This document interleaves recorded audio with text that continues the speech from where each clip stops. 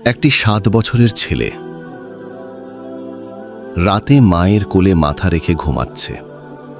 সে জানে না আজকের রাতের পর আর কোনোদিন সে সেই জায়গায় থাকবে না যেখানে তার বাবা তাকে বুকে জড়িয়ে ধরতেন।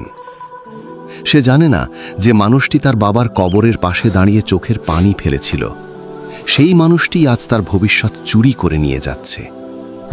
সে শুধু জানে মা কাঁদছেন, আর যখন মা কাঁদেন পৃথিবীটা অন্ধকার লাগে। আমার ভাই ও বোনেরা, আল্লাহ তাআলা সূরা নিসায় বলেছেন, যারা এতিমদের সম্পদ অন্যায়ভাবে গ্রাস করে তারা তাদের পেটে আগুন ভরছে। এটা কোনো কাল্পনিক সতর্কবার্তা নয়, এটা আল্লাহর নিজের কথা। আজকের এই গল্পটি শুনুন, সম্পূর্ণ শুনুন, কারণ এই গল্পটি হয়তো আপনার পাশের বাড়িতেই ঘটছে, এখন এই মুহূর্তে। করিম মিয়া মরতে মরতেও চিন্তা করছিলেন তার সন্তানদের কথা। হাসপাতালের সাদা চাদরের নিচে শুয়ে তার শরীর ততক্ষণে ঠান্ডা হয়ে আসছে, শ্বাস নিতে কষ্ট হচ্ছে, চোখ দুটো ঝাপসা হয়ে আসছে, কিন্তু তবুও তিনি ফাতেমার হাত শক্ত করে ধরে রেখেছেন। তিনি ফিসফিস করে বললেন, ফাতেমা, নাদিয়া, ইমরান। ফাতেমা কান্নায় ভেঙে পড়লেন, বললেন, আপনি কথা বলবেন না, আপনি ভালো হয়ে যাবেন। করিম মিয়া ক্লান্ত একটু হাসলেন, সেই হাসিতে ছিল বিদায়ের ছায়া।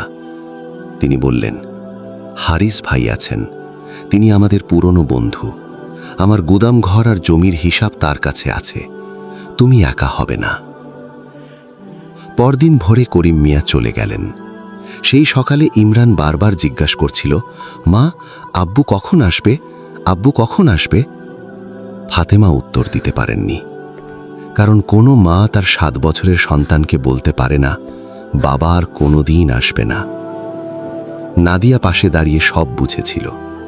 10 বছরের মেয়েটি কাঁদেনি, শুধু দাঁতে দাঁত চেপে চোখ বন্ধ করে রেখেছিল, কারণ সে বড়, সে যদি কাঁদে তাহলে ইমরান আরও ভয় পাবে।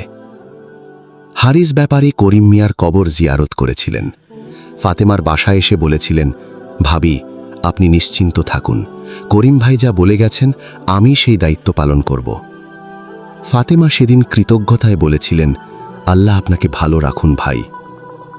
হারিস ব্যাপারী সেই দোয়া নিয়ে বাড়ি ফিরলেন, কিন্তু বাড়ি ফিরে রাতের অন্ধকারে তিনি যে হিসাব করলেন সেই হিসাবে ফাতেমার কৃতজ্ঞতার জায়গা ছিল না। তিনি ভাবলেন, করিম মিয়ার গুদাম ঘর পুরনো হলেও অবস্থান ভালো, বাজারের পাশে, মাসে ভালো ভাড়া আসবে, কিংবা নিজেই ব্যবহার করা যায়। সেই রাতেই শয়তান হারিস ব্যাপারীর বুকের ভেতর একটা বিষ ঠেলে দিল। প্রথমে ছোট ছোট পদক্ষেপ। ভাবি, গুদাম ঘরটা একটু ঠিক করতে হবে, আমি করাবো।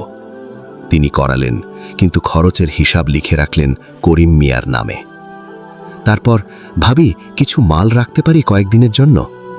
কয়েকদিন হলো কয়েক মাস, তারপর স্থায়ী।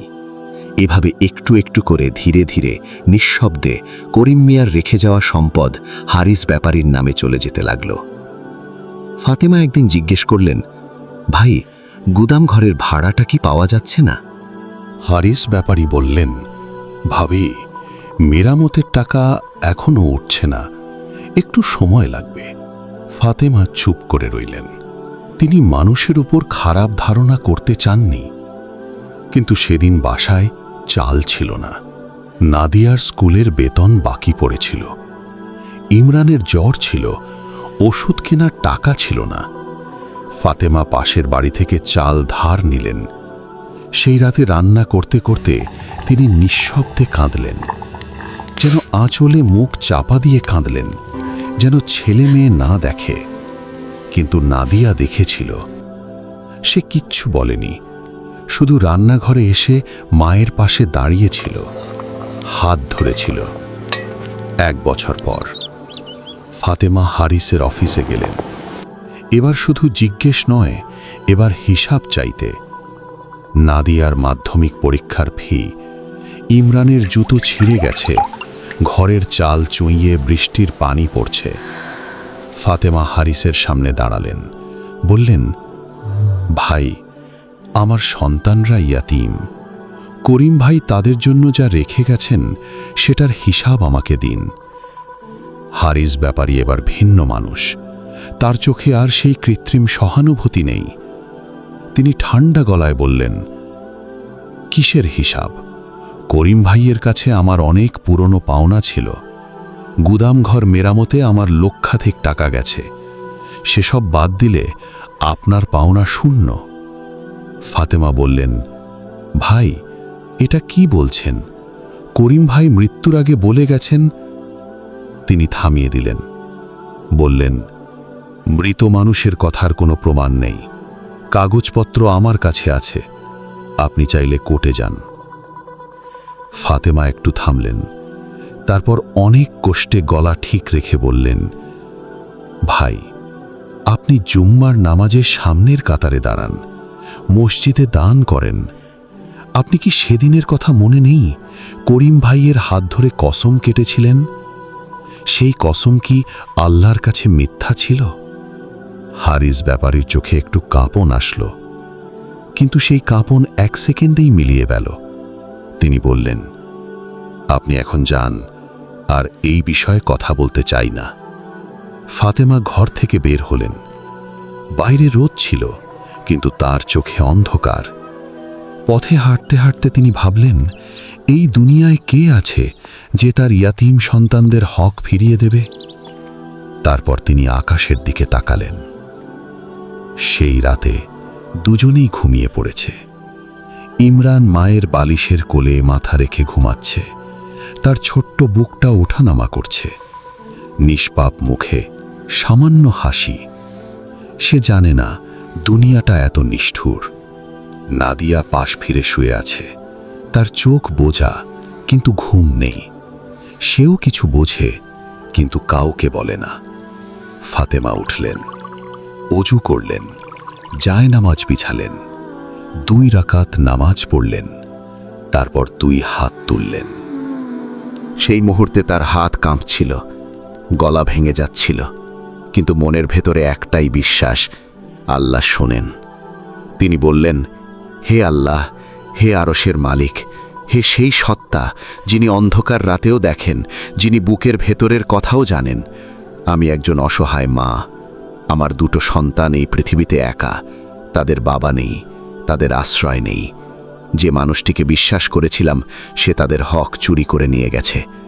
আমার কাছে কোনো শক্তি নেই, কোনো টাকা নেই, কোনো ক্ষমতা নেই, কিন্তু আমার কাছে আছে তোমার দরবারের ঠিকানা।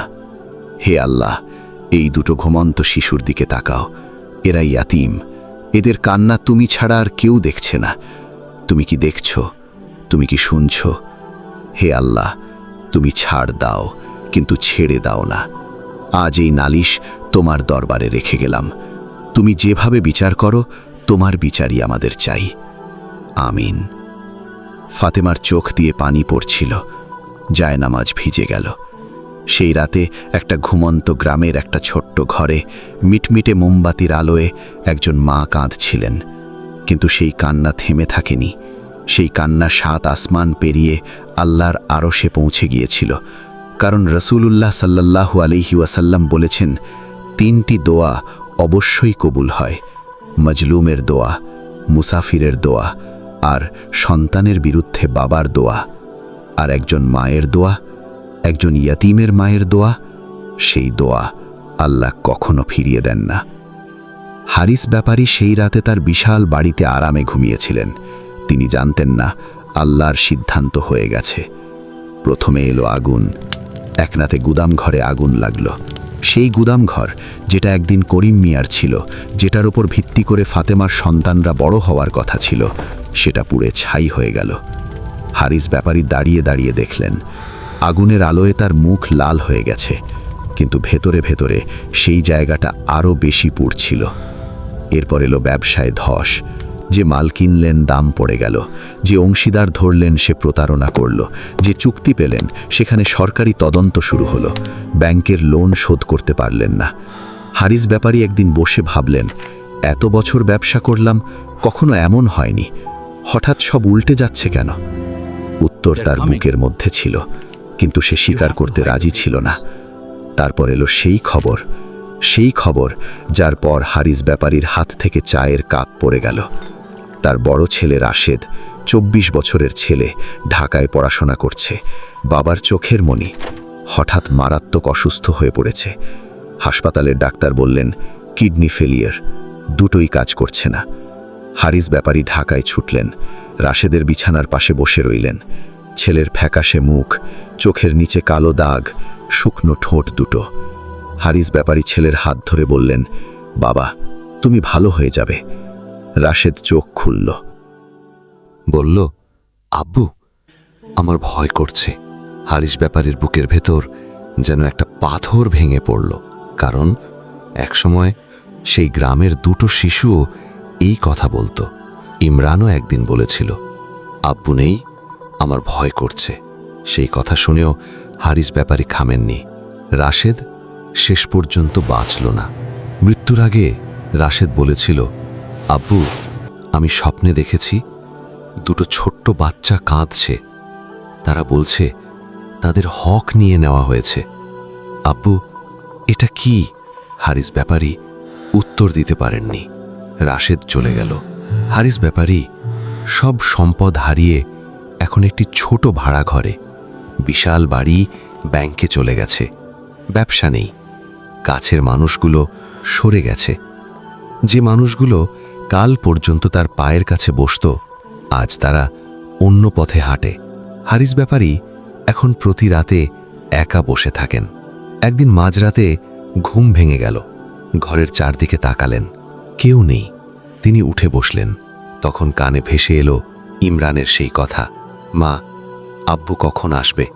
নাদিয়ার সেই নিঃশব্দ কান্না, ফাতেমার সেই মোনাজাত।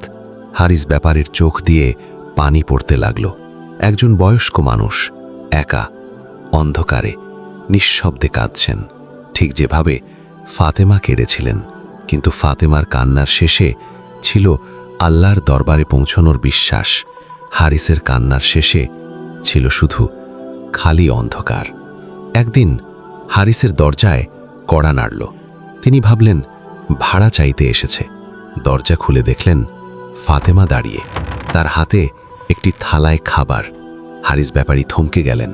ফাতেমা বললেন, আমি শুনেছি আপনি অসুস্থ, খেতে পারছেন না। আমাদের নবীজি বলেছেন প্রতিবেশীর হক আদায় করতে হয়। আপনি আমার প্রতিবেশী। হারিস ব্যাপারী বললেন, ভাবি, আপনি আমার জন্য খাবার এনেছেন? ফাতেমার চোখে পানি এলো, কিন্তু গলা শক্ত রেখে বললেন, আমার ছেলে মেয়ে ইয়েতিম হয়েছে, তাদের হক চলে গেছে। আমি গরিব হয়েছি, কিন্তু আমি এখনো মুসলিম। আমি এখনো নবীজির উম্মাত। আমি এখনো মানুষ। হারিস ব্যাপারী হাঁটু ভেঙে বসে পড়লেন। বললেন, ভাবি, আমি অনেক বড় পাপ করেছি।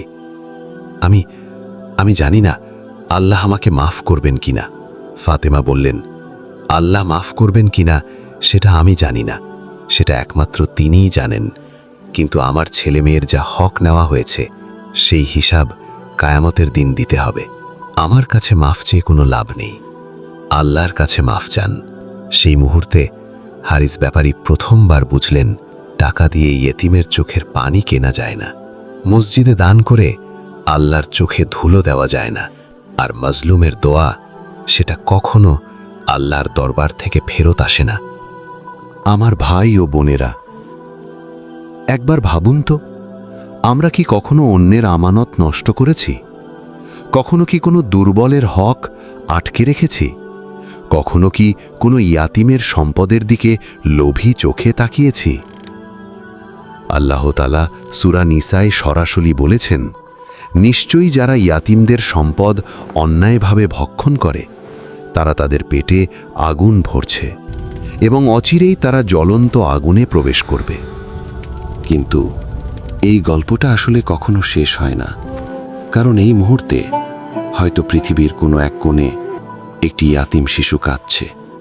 তার মা রাতের অন্ধকারে জায়নামাজে বসে হাত তুলছেন, এবং সেই দোয়া, সেই একটি কান্না আরশে পৌঁছে যাচ্ছে। আমরা অনেক সময় ভাবি, আমরা তো ইয়াতিমের সম্পদ চুরি করিনি, আমরা তো বড় কোনো পাপ করিনি। কিন্তু একটু ভাবুন, আমরা কি কখনো কাউকে তার হক থেকে বঞ্চিত করেছি? কাউকে দুর্বল ভেবে তার কথা পাশ কাটিয়ে গেছি? কাউকে সাহায্য করতে পারতাম কিন্তু করিনি? কাউকে বিশ্বাস করিয়ে ধোঁকা দিয়েছি? আল্লাহ তাআলা কুরআনে বলেছেন, তোমরা কি মনে করো আমরা দেখছি না? হ্যাঁ, আমরা দেখছি। আল্লাহ দেখেন। তিনি হারিস ব্যাপারীকেও দেখেছিলেন, তিনি ফাতেমার কান্নাও দেখেছিলেন, এবং তিনি প্রতিটি কান্নার হিসাব রাখেন। তিনি ছাড় দেন কিন্তু কখনো ছেড়ে দেন না।